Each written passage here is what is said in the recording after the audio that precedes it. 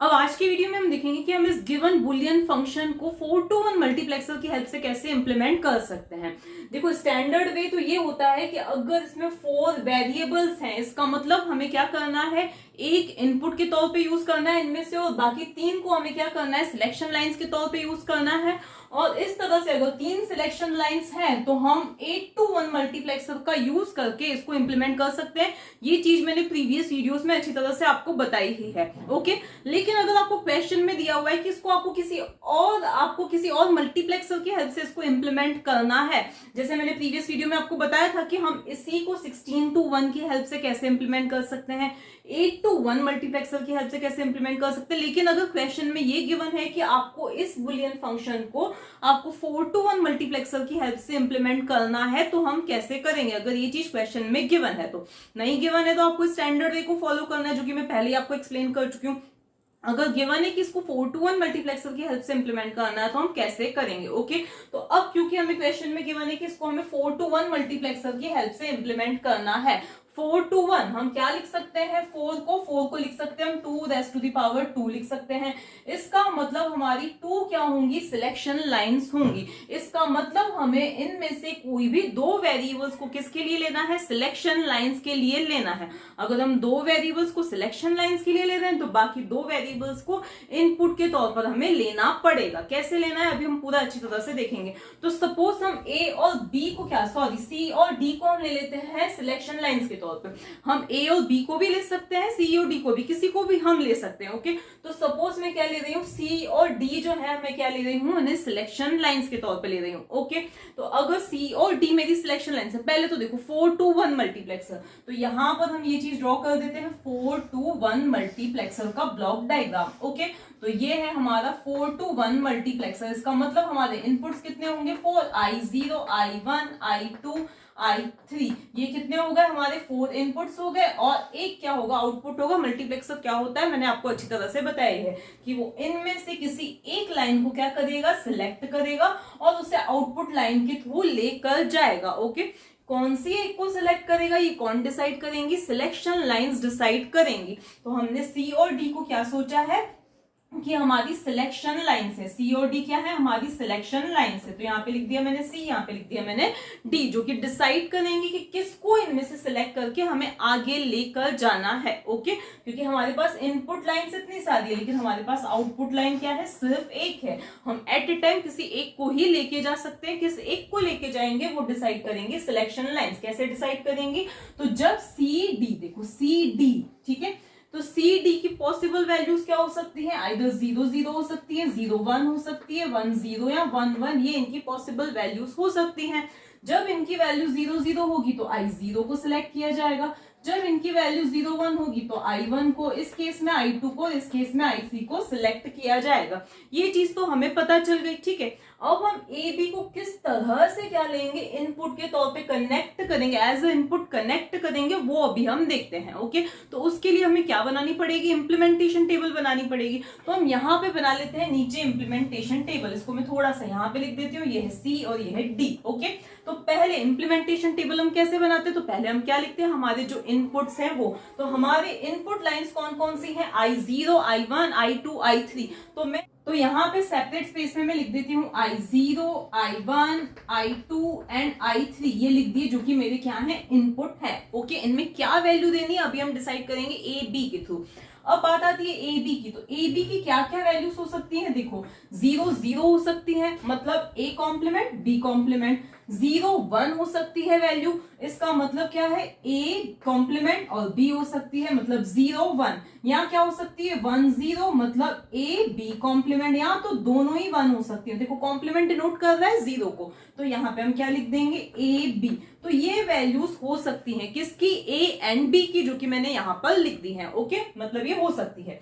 अब हम यहाँ पर ये कैसे फिल करेंगे, तो देखो ट्रुथ टेबल मैंने ऑलरेडी बना के रख दी है। Okay, A B C D है। ओके, वेरिएबल्स क्या है, ए बी सी डी, जिनकी वैल्यू 0 0 0 0 0 0 0 1 0 0 1 0, इसी तरह से लास्ट में 1 1 1 1 तक हो सकती है। ये मैंने कॉम्बिनेशंस लिख दी और यहाँ पे इनका डेसिमल इक्विवेलेंट लिख दिया है। ठीक है, अब हमें क्या बोल रखा है कि ये बुलियन फंक्शन, इसमें आउटपुट जो है 1 कब आएगा इस बुलियन फंक्शन का, जब ए बी सी डी की वैल्यू आइदर 1 होगी मतलब इस केस में, या तो फिर क्या होगी 2 होगी मतलब इस केस में, या तो फिर 5 होगी, 7 होगी, 9 होगी, तो 5 7 9 या फिर 14 15। तो इन केसेस में हमें क्या मिलेगा, इस बुलियन फंक्शन का जो आउटपुट है वो क्या मिलेगा, 1 मिलेगा। ओके, तो यहाँ बाकी प्लेसेस पे मैं क्या फिल कर देती हूँ, 0 फिल कर देती हूँ। ठीक है, तो यहाँ पर मैंने 0 फिल कर दिया। ठीक है, तो ये तो है हमारी ट्रुथ टेबल, सिंपली जो हम इसको देख के बना सकते हैं। और ये क्या है, हमारी इम्प्लीमेंटेशन। इम्प्लीमेंटेशन में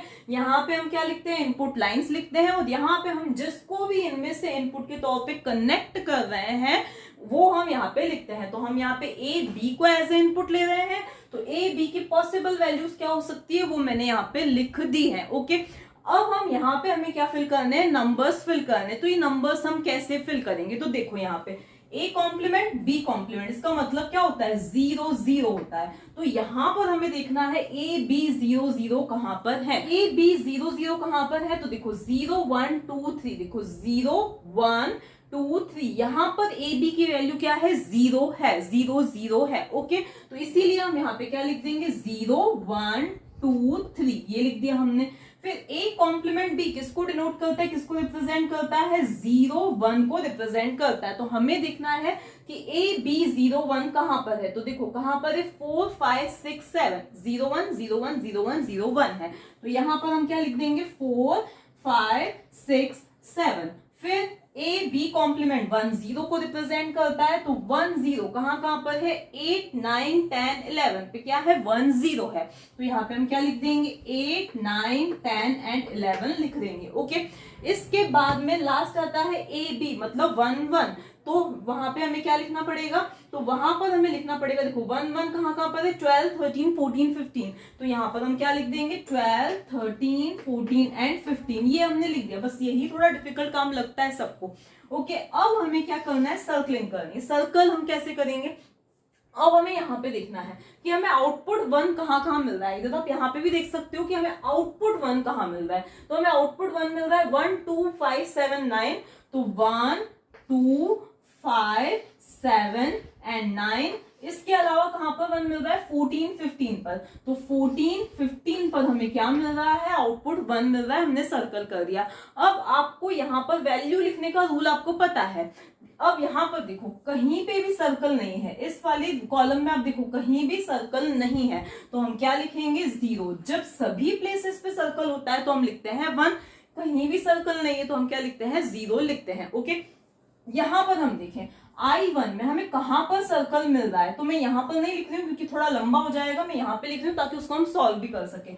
तो I1 की वैल्यू क्या हो जाएगी, हमें कहां सर्कल मिल रहा है, ए कॉम्प्लीमेंट बी कॉम्प्लीमेंट पे, यहाँ पे सर्कल है तो हम क्या लिख देंगे, ए कॉम्प्लीमेंट बी कॉम्प्लीमेंट। इसके बाद ए कॉम्प्लीमेंट बी, तो यहाँ पे हमने लिख दिया और ए कॉम्प्लीमेंट बी। फिर इसके बाद में नेक्स्ट हमें सर्कल कहां पे मिल रहा है, यहाँ पे, that is A B complement, तो ए बी कॉम्प्लीमेंट। अब इसको हम क्या करते हैं, सॉल्व करते हैं। तो यहां से देखो A complement common, B complement और बी, और यहाँ पर और ए बी कॉम्प्लीमेंट। ठीक है, इसके बाद में बी कॉम्प्लीमेंट और बी क्या होता है, 1 होता है, तो यहाँ पे हम क्या लिख देंगे, 1। तो ए कॉम्प्लीमेंट एंड 1 हमें क्या मिलेगा, अगेन ए कॉम्प्लीमेंट ही मिलेगा।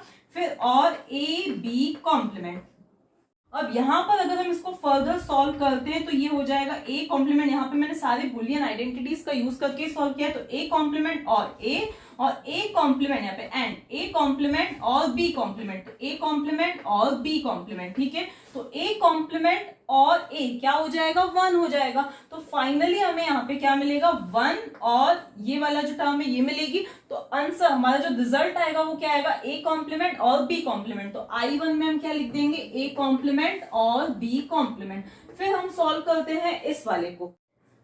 तो यहां पर देखो I2 इज इक्वल्स टू क्या है, तो I2 इज इक्वल्स टू है ए कॉम्प्लीमेंट बी कॉम्प्लीमेंट और ए बी। तो ये जो है ये किसका एक्सप्रेशन होता है, ए एक्सनॉल बी का एक्सप्रेशन होता है। किसका होता है, ए एक्सनॉल बी का एक्सप्रेशन होता है। तो यहाँ पे हम क्या लिख देते हैं, ए एक्सनॉल बी लिख देते हैं। ठीक है, फिर फाइनली हमें किसको सॉल्व करना है, इस I3 को सॉल्व करना है। तो I3 में देखो यहाँ पे हमें 1 कहाँ कहाँ मिल रहा है, A कॉम्प्लीमेंट B पे, तो A कॉम्प्लीमेंट B लिख दिया और यहाँ पर AB, तो और AB, और क्यों लगा रहे हैं, आइदर इस पे या इस पे 1 मिल रहा है, ठीक है। तो इसको अगर हम सॉल्व करें तो B कॉमन आ जाएगा, अंदर क्या बचेगा, A कॉम्प्लीमेंट और A बचेगा, ठीक है। तो हमें रिजल्ट क्या मिलेगा, B एंड 1, मतलब हमें क्या मिलेगा, B ही मिलेगा। तो यहाँ पे हम क्या लिख देते हैं, B लिख देते हैं।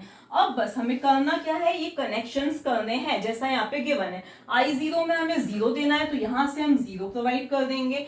इसके बाद में बाकी के हम कनेक्शंस करते हैं। अब यहाँ पे देखो बाकी के हम कनेक्शंस कैसे करेंगे, I1 में क्या चाहिए, A कॉम्प्लीमेंट और B कॉम्प्लीमेंट, तो यहाँ से हमने ले लिया A कॉम्प्लीमेंट, यहां से हमने ले लिया B कॉम्प्लीमेंट, इनके बीच में लगाना है और गेट, और उसको हमें किसके थ्रू दे देना है, I1 के थ्रू कनेक्ट कर देना है, ठीक है। इसके बाद में हमें I2 के लिए क्या चाहिए, A एक्सनॉल B, तो यहां पर हम क्या ले लेंगे, A ले लेंगे और फिर क्या ले लेंगे, B ले लेंगे, और उनके बीच में हमें क्या लगाना है, एक्सनॉल गेट लगाना है, और उसको किससे कनेक्ट करना है, I2 से कनेक्ट कर देना है। I3 में हमें क्या देना है, सिंपली B देना है, तो यहां से हमने ले लिया B और उसको हमने कनेक्ट कर दिया I3 से, ठीक है। तो इस तरह से हमने इस बुलियन फंक्शन को किसकी हेल्प से इंप्लीमेंट किया है, 4 to 1 मल्टीप्लेक्सर की हेल्प से इंप्लीमेंट किया है, ठीक है। इसको हम एक बार थोड़ा सा वेरीफाई करके देख लेते हैं। देखो हमें क्या पता है कि ABC, मतलब ये हमें 1 कहां पे मिल रहा है, सपोज हम इस वैल्यू को ले रहे हैं 2 पे, ठीक है। 2 का मतलब 0 0 1 0, तो 0 0 1 0 पर हमें आउटपुट में क्या चाहिए, 1 चाहिए। इसको हम वेरीफाई करके देखते हैं। ये क्या है, A है, ये क्या है, B है, ये क्या है, C है, ये क्या है, D है। सबसे पहले हम सिलेक्शन लाइंस देखते हैं, तो सिलेक्शन लाइंस की वैल्यू क्या है, 1 0 1 0 को पे सिलेक्ट किसको किया जाएगा, I2 को सिलेक्ट किया जाएगा, किसको, I2 को सिलेक्ट किया जाएगा। I2 पे क्या जा रहा है, 0 0, देखो यहां पर इनपुट में क्या है, 0 0, तो यहां से क्या आया, 0 आया, यहां से क्या आया, 0 आया। अब I2, अब यहां पर ये I2 का कनेक्शन किसके थ्रू है, एक्सनॉर गेट के through, that is A XNOR B। अब एक्सनॉर गेट में आउटपुट 1 कब आता है, जब दोनों इनपुट सेम होते हैं। तो यहां पर दोनों ही इनपुट्स क्या जा रहे हैं, 0 0 जा रहे हैं, तो हमें यहां से क्या मिलने वाला है, आउटपुट में 1 मिलने वाला है। तो यहां से क्या मिलेगा, हमें 1 मिलेगा, दैट इज हमें यहाँ पे 1 मिल जाएगा। तो हमने क्या वेरीफाई किया कि जब हमारे इनपुट्स 1 0 0 1 0 है, तो उस केस में हमें क्या मिल रहा है, यहाँ पे 1 मिल रहा है, ठीक है। लेकिन यही अगर हम ले लेते हैं 0 0 1 1 ले लेते हैं, क्या ले लेते हैं, 0 0 1 1 ले लेते हैं, तो 1 1 पे सिलेक्ट किसको किया जाएगा, I3 को सिलेक्ट किया जाएगा।